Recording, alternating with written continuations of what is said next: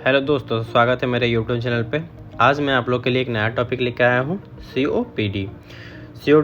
COPD का मतलब होता है क्रॉनिक ऑब्स्ट्रक्टिव पल्मोनरी डिजीज़।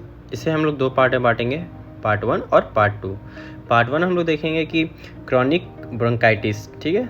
इसमें हम लोग सबसे पहले डिफिनेशन की बात करेंगे। तो डिफिनेशन है productive cough for more than 3 month in 2 consecutive years is called chronic bronchitis, ठीक है। हम लोग काजेस की बात करेंगे। काजेस में देखना है SAD। एस से याद रखना है स्मोकिंग, ए से याद रखना है एयर पॉल्यूशन, डी से याद रखना है डस्ट। इन काजेस की वजह से होने वाले complications: hypertrophy of mucus gland,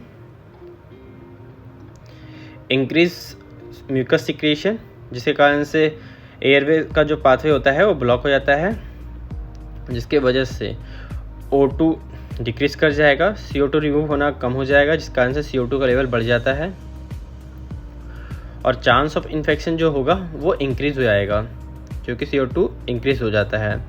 और इसमें बहुत सारे कॉम्प्लिकेशंस आएंगे।